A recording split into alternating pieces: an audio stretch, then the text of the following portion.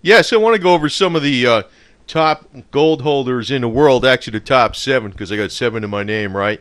Now, we all know about Switzerland. Actually, the Swiss francs has always been considered backed by gold, no longer backed by gold. Actually, now it's tied to the euro.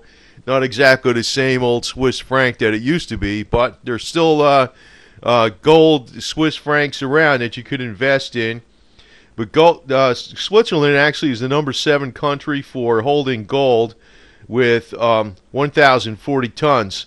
And, it could be, it's actually decreased a little bit. They sold a little bit of it back in 1997 because they no longer considered it for monetary policy reasons, but and they also began selling a little bit more. It's not the same Switzerland, but it's still number seven, still quite strong, and still a major gold holder. Now we're going to be talking about ones that are bringing it on more and more.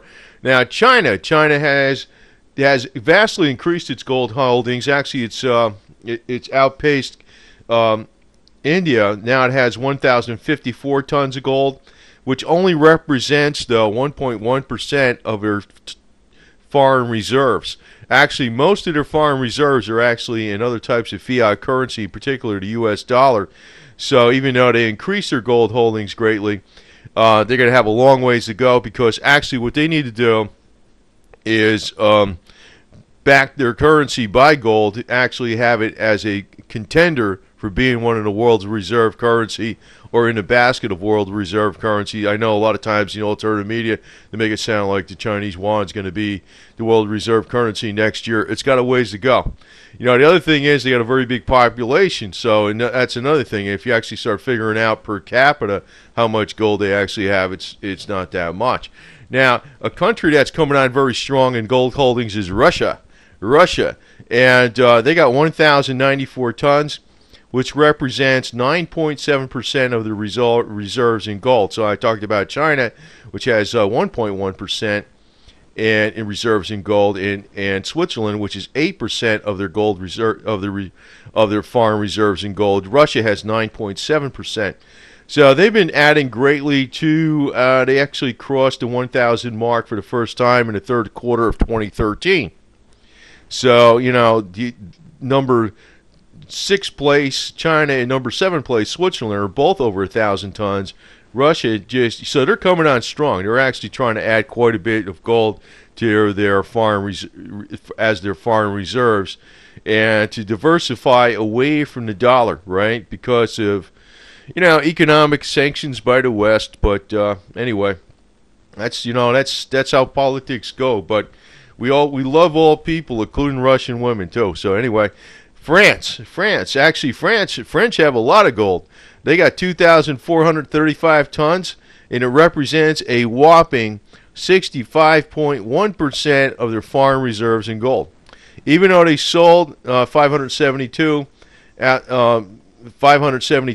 tons back in late 2004, but they still have a lot of gold. They have 2,435 tons.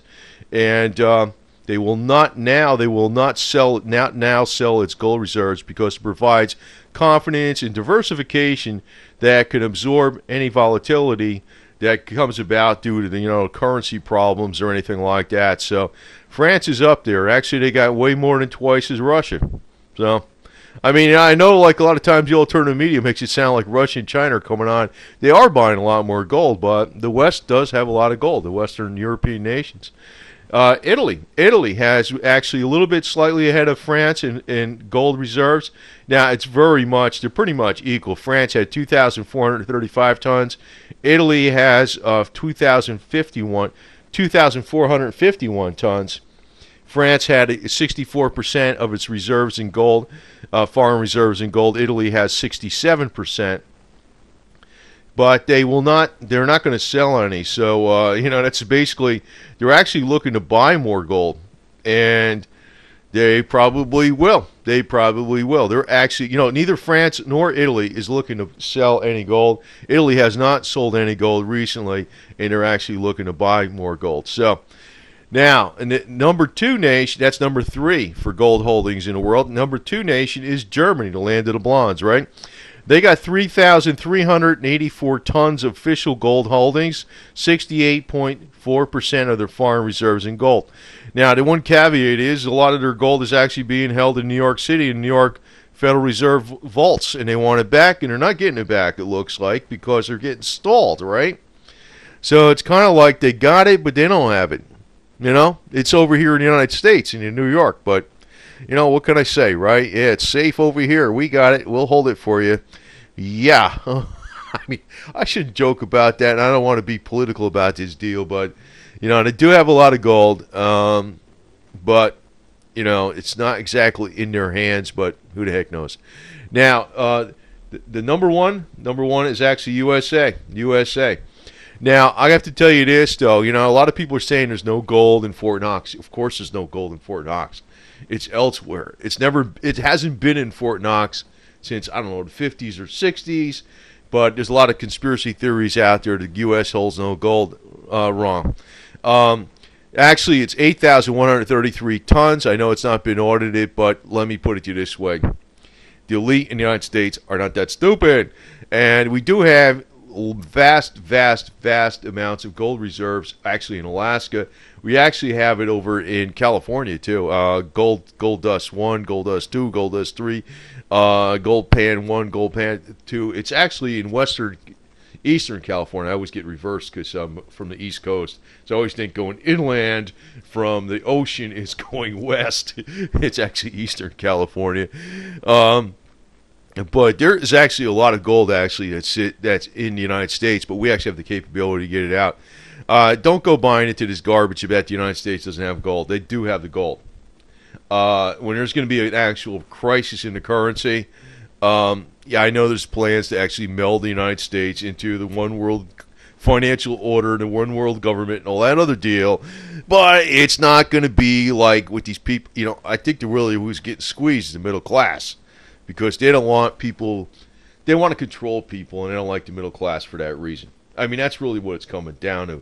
But as far as the nation of the United States that's run by the elite, they don't want it. They don't want to be down on the bottom. You know what I mean? They do have the gold. It's a whopping 71.9% of the foreign reserves are in gold. So if the gold goes through the roof, the USA actually has a hell of a lot of gold to back up its dollar and all that other stuff. Now, the real problem is, the real caveat is that the middle class is getting squeezed, which means the less money the middle class has, the less independence they have financially, the less independence they have in every single way that really needs to be. That's very important. And the more dependency they have on the government, the less power they have to actually be the voice of the government. The government should not be like the condescending voice of the people. It should be the government is limited. It's created. It's for and by and of the people. So the less strength the middle class has, the less that is that way, and it's the more un-American it is. So I want to stick with the true Americanism all the way, and not just be American for the elite. Okay, so if you get my message on that. But as far as actually the United States not having the gold, we do have the gold. We actually have far more gold, even though they sold off a lot of gold back in, we used to have back in 1952, 20,663 tons. The first time it fell below 10,000 tons was 1968. And that was when France was actually demanding gold for dollars. And then we cut it off, so we took off the gold standard back, I think it was 71 with Nixon.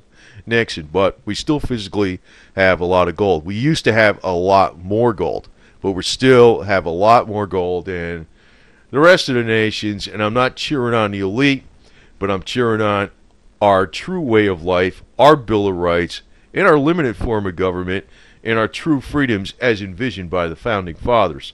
And so just make sure we get that straight, okay? Anyway, so, you know, if there's an actual currency crisis throughout the world and gold goes through the roof, the USA is going to be in pretty good position. But let's just make sure it's not a position that favors just the elite, but favors all the citizens of the United States of America. How's that?